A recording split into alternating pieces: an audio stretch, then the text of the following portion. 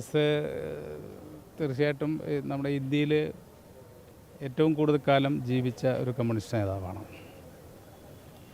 അദ്ദേഹം വ്യത്യസ്ത മേഖലയിൽ പ്രവർത്തിച്ചിട്ടുണ്ട്. പ്രത്യേകിച്ചും തൊഴിലാളി വർഗത്തിൻ്റെ മോചനത്തിന് വേണ്ടിയുള്ള പ്രവർത്തനം, തൊഴിലാളി വർഗത്തെ കെട്ടിപ്പടുക്കാൻ വേണ്ടിയുള്ള പ്രവർത്തനങ്ങൾ, അങ്ങനെ ഒരുപാട് സംഭാവന ആ മേഖലയിൽ നൽകിയിട്ടുണ്ട്.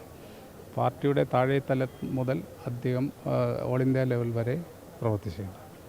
അതായത് പാർട്ടി ജില്ലാ സെക്രട്ടറിയും സംസ്ഥാന സെക്രട്ടറിയും അതുപോലെ പോളിറ്റ് ബ്യൂറോ മെമ്പറുമായിട്ട് ദീർഘകാലം പ്രവർത്തിച്ചു. ഇടതുപക്ഷ ജനാധിപത്യങ്ങളുടെ കൺവീനറായിട്ട് നമ്മുടെ സംസ്ഥാനത്ത് പ്രവർത്തിച്ചു.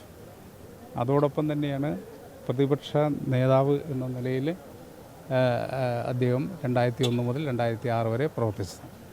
ആ സന്ദർഭത്തിൽ അദ്ദേഹത്തോടൊപ്പം പ്രവർത്തിക്കാനുള്ളൊരവസ്ഥ എനിക്കുണ്ടായി. ഞാൻ പ്രതിപക്ഷ ചീഫ് വിപ്പായിട്ട് അസംബ്ലിയിൽ.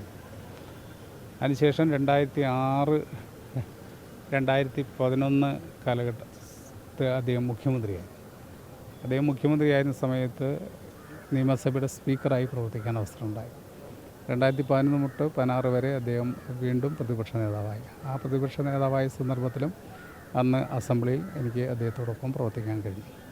നിയമസഭ അകത്തും പുറത്തുമെല്ലാം തന്നെ ജനങ്ങളുടെ വിഷയങ്ങൾ ഏറ്റെടുത്ത് പൊരുതുന്നതിൽ വലിയ പ്രാധാന്യമാണ് അദ്ദേഹം കൊടുത്തത്. അപ്പം അതുകൊണ്ട് തന്നെ അതൊക്കെ നമ്മുടെ മനസ്സിൽ ഓർമ്മ ആയി തങ്ങി നിൽക്കും. നമുക്ക് തീർച്ചയായിട്ടും നമ്മുടെ ഒരു നല്ല സമൂഹം കെട്ടിപ്പടുക്കാൻ വേണ്ടിയുള്ള പ്രവർത്തനത്തിന് അത് പ്രചോദനമായി മാറും.